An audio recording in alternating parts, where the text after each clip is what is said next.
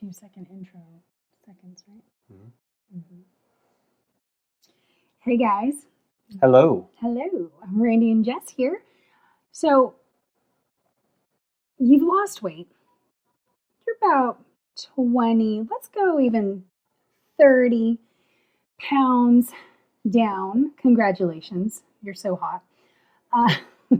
Now you're getting cocky. And I'm not just talking about cocky like, I look so good. No, you think you've got it all squared away. You think you've got it dialed in. So you said 30? I said 30. I said 20, and then I said, let's go. What about when somebody does it when it's 10? Because that happens too. Or 5. Oh, I'm trying to set the stage here. Be quiet. All right. Set the stage. Picture this. You've lost 20 pounds. You're feeling hot. And then you're like, shoot, I've got it. I know exactly what I'm doing. So then you start schooling your coach. Don't act like you haven't gotten there. No, I'm just kidding. So today we just wanted to talk about, okay, it's really simple. Don't get cocky. But why? Why does that even matter? Because we have people who are getting cocky? No. So I mean, sometimes it's a week. It's the celebratory mentality. I'm going to do a really good job Monday through Friday and a half, and then I earned or I owe it to myself to have. You've eaten really, sugar, really clean, booze, right, for 5 days, and you're like, oh, I've beat the bloat. Now I'm going to go have some ice cream. Oh, come on, we've all been there. I've been there. Everybody's been there. Oh my gosh. Well, yeah, but that's a case of the Fridays. But the cocky mentality. Okay, let me tell you guys. I was on a call this morning with a client, dear client, and she said, Jess, I almost feel like maintenance is harder than the weight loss period because I've lost my weight. I feel amazing. And keeping myself in that state of like, these are still my guardrails. These are still the things I need to do so I don't slide back. That's rough because I start to allow myself to, oh, maybe I'll just have a croissant. I'll skip my workout. What's one more mimosa gonna do? And before you know it, you're not working out.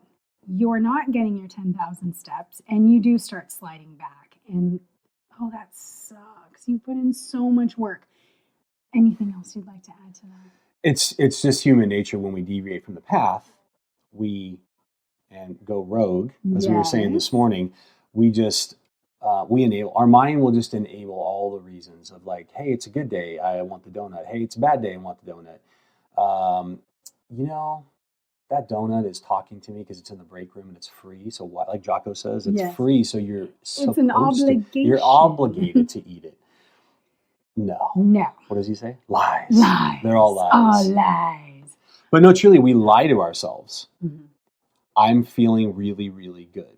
It's funny. I'm not going to mention names, but one of the guys that I'm working with, we're crushing inflammation, and it's like happening at an amazing pace. And it was like, hey, should I have cheese on this burger? I was like, no.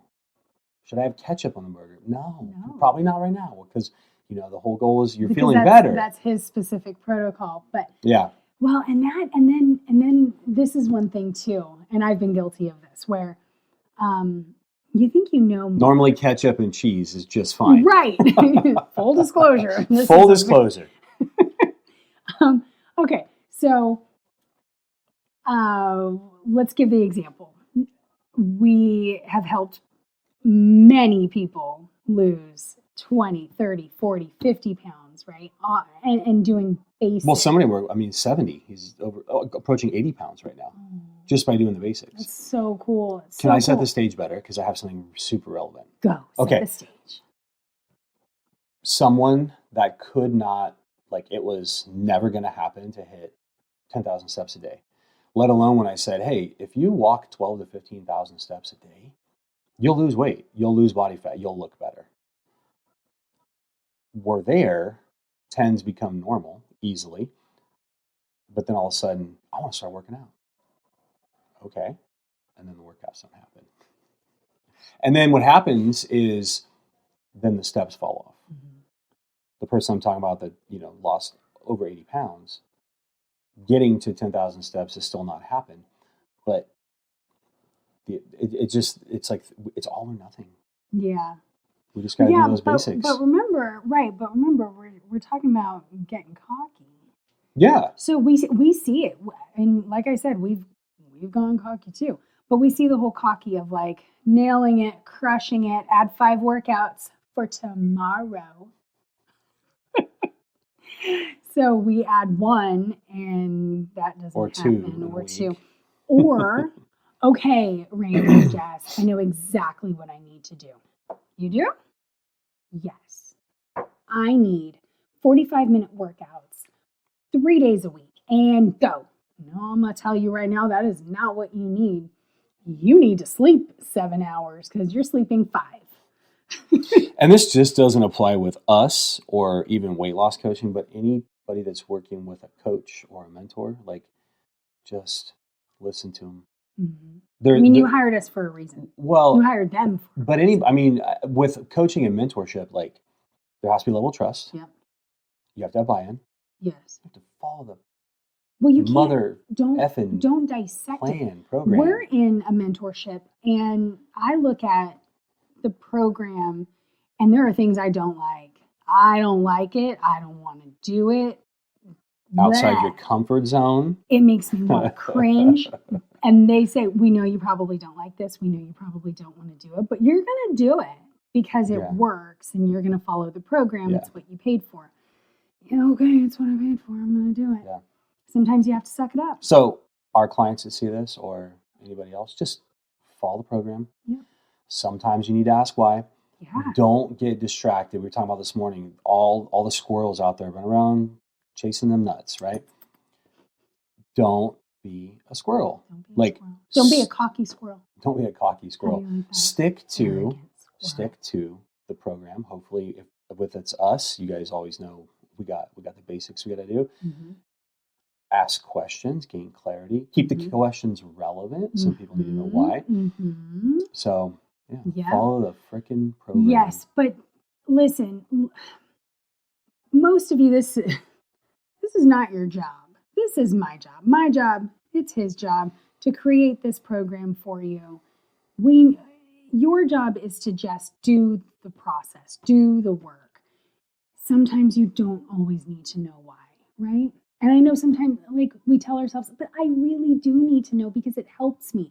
Yes, it does. It distracts you. Education does lead to compliance sometimes, but then there are other times when you have to be like, I actually have a full-time job. I need to actually put my brain power into my full-time job. My coach is telling me that right now I don't need to be focusing on my 45-minute workout. I'm just going to listen. And what is funny, that is exactly like most of our nurse clients. They're great clients because they actually understand. They have a foundation and they don't pick it apart. Yeah. And some of them will say, they're like, I push medications or intensive care, emergency. I don't need to go and know about the how and the why. They're just going to do what we ask them to do. Right. That works great. Save your brain power. Don't get cocky. Don't think you know more. What's our third thing on there? If it's working, don't change it. Oh, I love that. Now, if it's working, don't change it. How many times are we like, oh my gosh, this is working. So now what am I going to do? Okay. Oh, I do that. Over coffee this morning. I'm not a fiery person. I don't have a bad temper, right? I'm calm as a cucumber. Ew. Right? No? Ew. Okay. No, I'm really not. What are you talking about? So just with clients in general, like things will be going really, really well. And then the excuse train shows up and, this happened in my life. So now I just stopped doing X, Y, and Z. And then results slide backwards. Yeah. So again, with us, with any coaching, with your own workouts, your own nutrition, when something is working, keep doing it. Keep doing it. Don't change it. Mm-hmm. If you are working with a coach and you think it's time to maybe move to the next level, ask the question. Mm-hmm. Check in. Don't change it or do it on your own. That's true. Don't be that squirrel going down, the internet rabbit hole and think that, you all of a sudden need to start doing fasting or calorie counting or not eating carbs. Yeah, don't do that. Or running. Yeah. Yeah. We've seen it all. We've done it all. And for whatever reason, people, I don't know if it's self-sabotage but things will be going really, really well. And then all of a sudden, like in a 2-week period, you're like, well, and we'll ask, did you tell them to do this?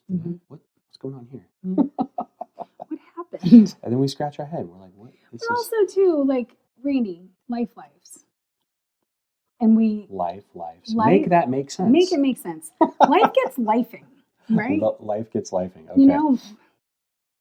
And sometimes things do get funky and we have to get it all figured out and all that fun stuff. But intentionally going in and being like, okay, I'm going to change it now. So here's the thing. How did you put that again? When life lifes? Yes. When the life gets lifing, yes. When the tough gets going, yes. You go back to the basics. You walk 10,000 steps a day. You eat 3 protein-focused balanced meals, and you get 7 to 8 hours sleep. Yeah. And then you don't do anything else. You don't care. You don't try to work out. Yeah. You don't. I don't even know all the other things that can go in there. You don't. You go back to your basics. You stick to what works. Those 3 things will always work, right? Now, granted, when people are sick or sick kids, like there's always going to be exceptions. Right. But those are the 3 things. Like those are the 3. If we look at a pie chart, like 80% of your effort should be spent in those 3 things, right? So yeah, don't sacrifice the sleep.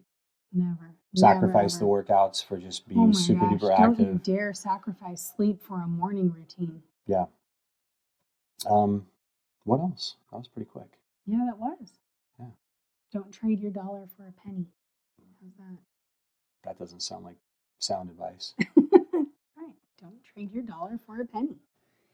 Right. But actually, that does make sense if you think about it, right? So if you think, okay, it's only one night. I'm going to go ahead and just sleep 5 hours so I can make it to the gym and get my hour workout. Nope. You're trading your dollar for a penny. Yep. Right there.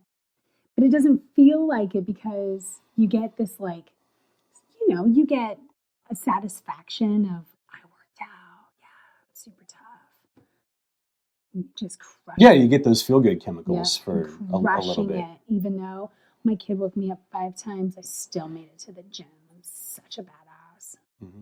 Now, if that example, 5 hours sleep, right? You could get a very short, intense workout first thing in the morning, and you can still focus on the rest of the day. We're going. You talk about squirreling. Yeah, bring it in. We're giving scenarios. I'm solving problems, man. All right, guys. All right, that's all. See you guys later. We appreciate you. Take care. Bye-bye. Bye.